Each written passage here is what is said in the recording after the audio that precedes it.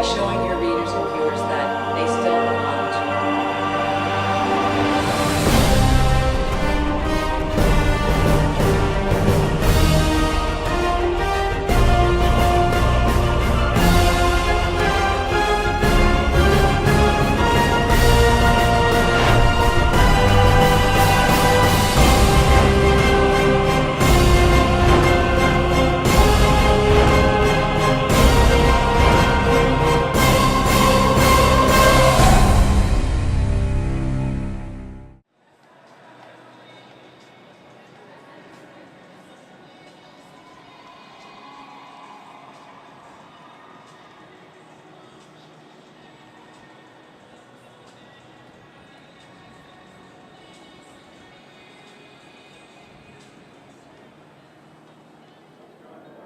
Well, I already bought the tickets. I already bought the tickets for 5+, but then there's other people that are going to meet them after.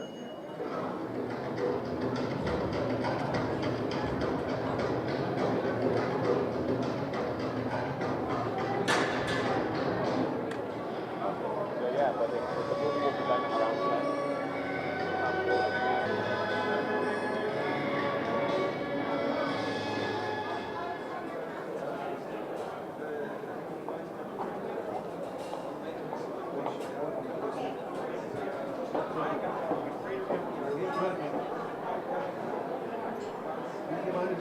Freedom of Information Week in the City of Toronto. And Tom, it's my pleasure to present it to an old friend and distinguished member of the media, Tom Sayers.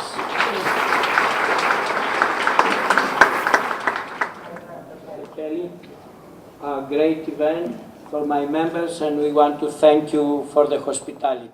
It's okay. Ladies and gentlemen, Karen Stintz, candidate for mayor of the City of Toronto. Hi, it's my absolute pleasure to be here to join with the Deputy Mayor Norm Kelly, the Premier Kathleen Wynne. My colleagues, Michael Thompson are here, I think, in Chin Lee. I saw them wandering through, so I just thought I would say a special thank you for joining us. And I want to say to the ethnic media, on behalf of City Council, I want to thank you. I want to thank you very much for helping City Council reach out into the communities that make our city as strong as they are. Because we know that Toronto is made up of neighborhoods, and these neighborhoods come from, the people that make up these neighborhoods come from diverse places, and they need you to help deliver our message to them. Because it is a message of diversity, it is a message of unity, and it is a message of strength for our city. And we cannot do it without you. And so I know that Toronto is a safe place, and we don't experience the kind of horrors that are experienced in other countries. But if we've learned anything over the last 4 years, it is that we need the media now more than ever to hold our politicians to account and to make sure that the promises that we made are the promises that we keep. And so I want to thank the media for the job that you do every day, not just for helping us communicate to residents what's going on in our city, but for holding us to account. And I ask you to continue to move forward and do that work on our behalf, because that's what is going to restore the public trust, and that's what's going to help build a stronger city. So I want to thank you. I want to thank you for inviting me here today. I want to thank you for the work that you do, and I want to encourage you to keep doing it on behalf of all Torontonians. Thank you. It's truly my honor and pleasure to be here for the 3rd year in a row since being elected to bring greetings on behalf of not just myself, but the almost 140,000 residents of Scarborough Rouge River, a community which is almost more than 90% people who are born, or people who are of what we are told ethnic heritage, who are people who are of a heritage or a descent that where they're not traditionally Canadian. And every time I walk into somebody's home, I hear one of your radio stations on, one of your TV stations on, and one of your newspapers or magazines on a coffee table when I'm speaking to neighbors and residents in my community. So thank you for the work that you're doing. Just as Karen Stintz mentioned, Councillor Stintz mentioned, it's you who are making sure that the voices of Canadians, the messages of politicians and businesses and organizations are actually reaching members in our community. So, Mr. Sarras, I have a challenge for you. You call yourself Canada's Other Voices. I think you have to say the voices of Canada, not just the other voices. You're not the other voices, you are the main voices, because it's you who are the voices that the majority of the people are hearing and listening to and reading. As we celebrate and commemorate World Press Freedom Day, I think it's an opportunity for us to remember the principles of what press freedom actually means. And as Tomas, you mentioned, there's far too many attacks on the independence of journalists, the independence of our media, and I don't need to, I can quickly mention 5 countries, but I don't think I need to, because you all know far too many countries where journalists are put in difficult situations, or are put in situations where they are jailed or killed for doing the work that they do. We shouldn't have to, and I don't want to take too much of your time, and I have greetings from myself, which I won't read, but I do have greetings from the Leader of Canada's Official Opposition, Thomas Mulcair, that I will read and present to Mr. Sarras. And the greetings from Tom Reed.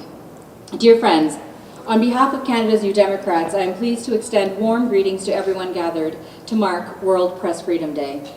New Democrats know the importance of honoring the vital work of journalists and news organizations that defend democratic principles and freedom of expression around the world, sometimes at personal peril. This is also an opportunity to pay tribute to journalists who have lost their lives and to those who have been detained or tortured because they dare to defy repressive regimes and continue their work. Obstacles to press freedom take different forms, and we must all remain vigilant, even here in Canada. Cuts to CBC and Radio-Canada have made it harder for journalists to carry out their work. In recent years, the Conservative government has also taken aim at our public broadcasters' independence, another crucial aspect of press freedom. The NDP is proud to support press freedom, and we urge the Conservatives to do the same by committing to protecting and promoting this precept at home and around the world. I wish you a memorable evening and continued success in advancing the importance of press freedom. Sincerely, Tom Mulcair, Leader of the Official Opposition in the New Democratic Party of Canada. And Tom, I'd like to present this to you, from Tom to Tom. Thank you. Thank you very much.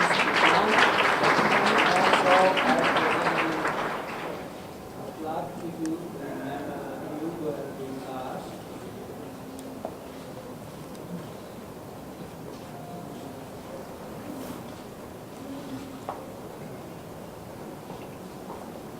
That leads us to the Honorable Jim Karigani. Jim is a former member of Parliament for Scarborough Agincourt, and he is currently candidate for 39 municipal election. Welcome, Jim.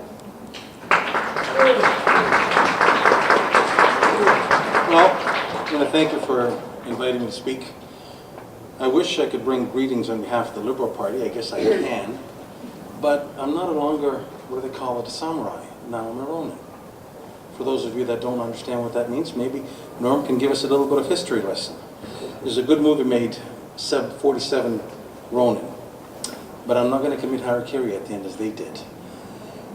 Premier, colleagues, I use that term still, just newly out of politics and all levels of government, it's a pleasure to be here with you.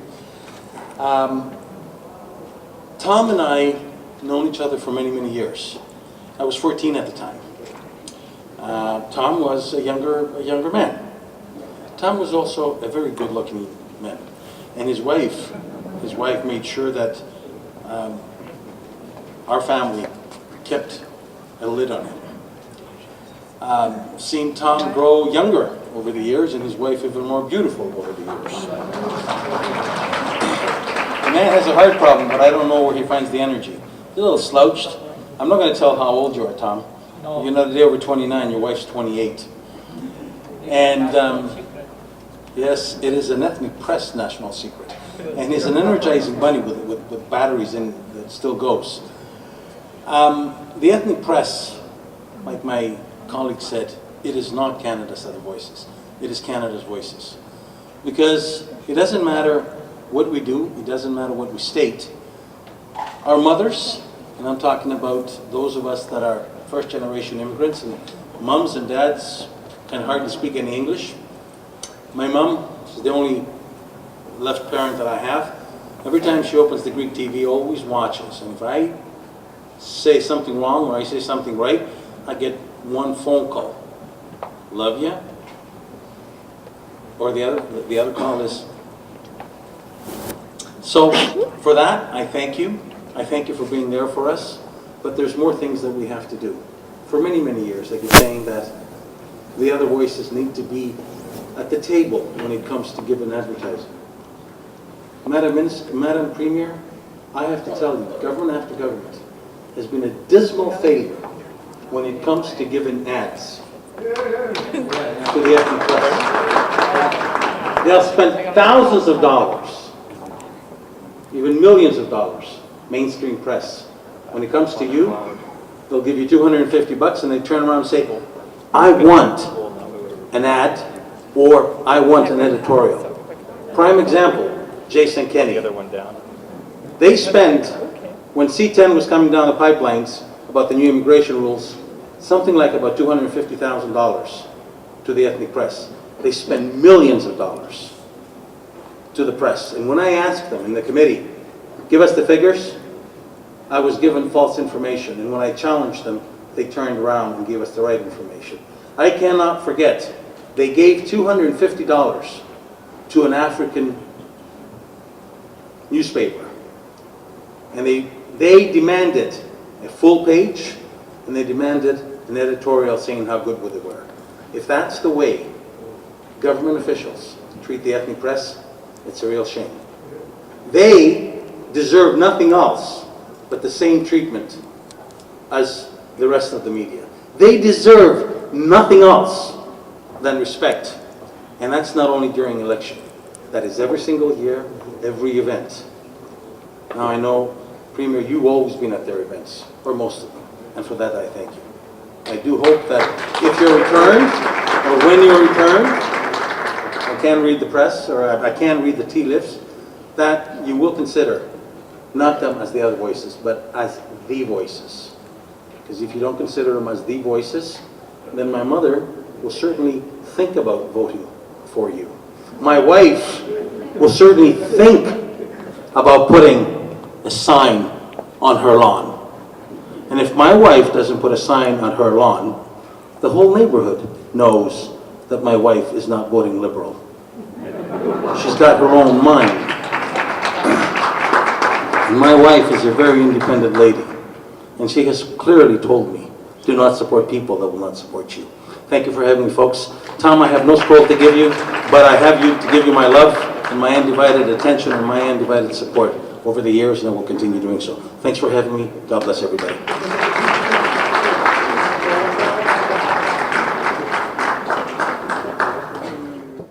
In Ontario, we are blessed with so many vibrant communities. Each one is a proud source of strength, and each one makes us what we want to be, and that is a strong one, Ontario. I think that our province is and can be a beacon of equality and fairness, where every voice and every perspective counts. And I think that we can and are a model for the world. But as I said before about freedom of the press, we cannot take that for granted. There are still those who seek to divide us, and we have to be very open about that. That's what some were trying to do last month in Brampton. As some of you know, a few weeks ago, there were hateful flyers that were distributed in Brampton that insulted the contributions of the Sikh community. It was a sad reminder that there are still those who will try to use our differences to divide us. It's just below the surface sometimes, and we have to be very, very careful. You know, in the whole discussion about the Quebec Charter, I was in a number of conversations where people were saying, you know, well, that's happening in Quebec. It's not happening here in Ontario. And somehow that's something that maybe that's a reality in Quebec, that people divide themselves from each other. But we don't do that here in Ontario. Well, I'm sorry to say that there are many people here who still see that dividing is more what they want to do than unifying. And I think that that's exactly why what you do is so important, and that we must do together what's important, which is to bring people together. So, we fought back against those flyers that were being distributed. We stood together. We showed that you can't use diversity divide to divide or weaken Ontarians, because it is, in fact, you know, it's easy to say that it's our diversity that unites us and strengthens us. I really believe that. I really believe that it is part of what defines us as Ontarians, as Canadians, that we are different. We are all different. We bring different backgrounds and cultures, and so that's what makes us interesting and therefore makes us strong. So I moved quickly to condemn the flyers, and I also, our party led the legislature to pass a motion that condemned the flyers and supported the Sikh community. And I felt it was an important message as that was unfolding, that the entire province pay attention to the fact that it was happening. This kind of disrespect for a particular community, it's not only insulting and disrespectful, but it distracts us from our collective efforts to move our province forward. That's the work that you do every day, and I want to thank you all for making a difference in people's lives and for making our province stronger. In this sense, we're all working for the same things, whether we're in government or whether we're in the press. I believe that in terms of the work that Sue and I do, and all of my elected colleagues here, there's only one good reason to be involved in politics in the first place, and that is to help people. It's to advance the notion that government can be a force for good, that it can be a positive, progressive force for good in people's lives. And as was said by Councillor Stintz, we can't do this without the role that you play in informing and engaging the people of the province.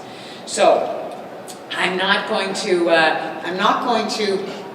make a stump speech here, even though we are about to head into an election, but I am going to say that the budget that we brought forward last Thursday was about helping people in their lives. It was about putting in place supports for people that would make their lives better and easier. Whether it's the retirement pension plan, or investment in transit, or the creation of jobs and the support for people who are already doing jobs, making sure that our personal support workers and our early childhood educators have the working conditions that they need. So that was the budget that we put forward, and we're going to be talking about that a lot over the next 36 days, 37 days.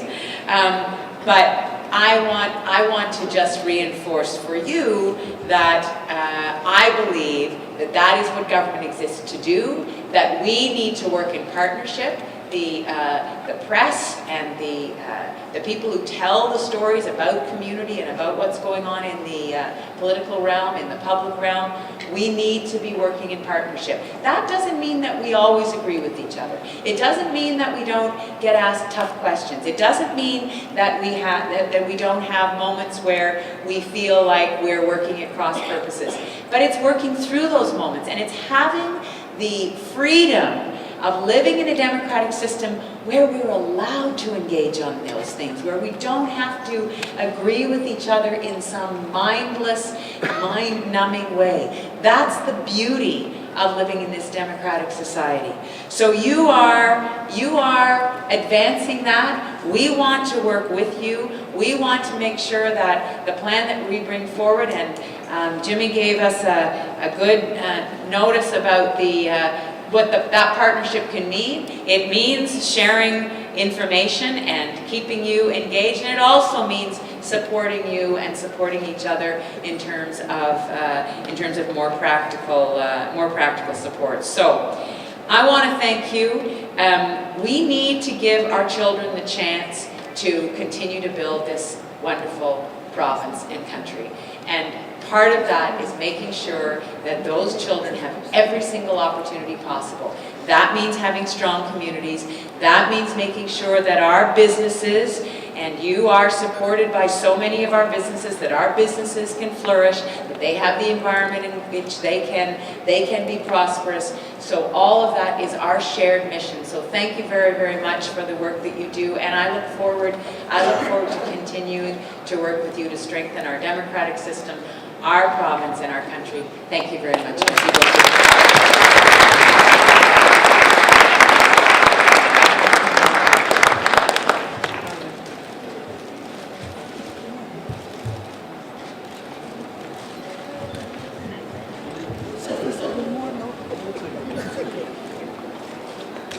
Now I see why everybody wants to be the premier with all those pictures.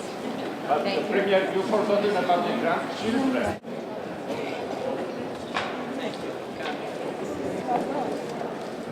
Mr. Timothy Peel, Vice President, CCAB, Division of BPA Worldwide. Timothy? Okay, next is Mr. Tom Henheffer, Executive Director, Canadian Journalists for Free Expression. And finally, His Worship, Bill Fatsis.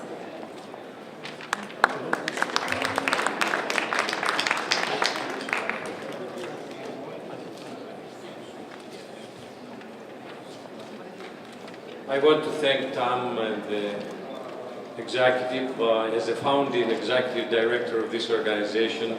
I remember that when we started this, we're only 4, and we met in the smallest room for our annual meeting at Queen's Park. And I want to thank especially Tom, because he's been the cardinal force for bringing this organization to the level that it is today. And thank you.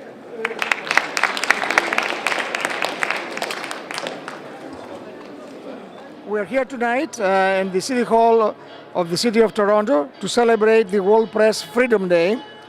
This is an important event organized by the National Ethnic Press and Media Council of Canada, with President no other than our own Thomas Saras.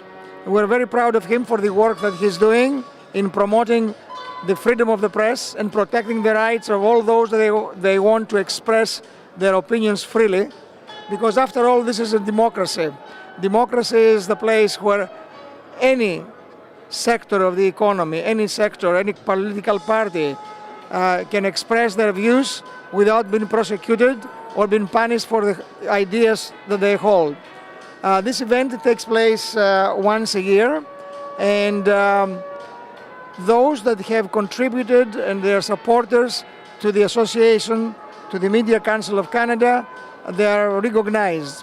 It's attended by many different politicians. Tonight we had the opportunity to have with us a number of prominent politicians, including our own Member of Parliament, Jim Karigianis, and also the Premier of Ontario, who is running for re-election.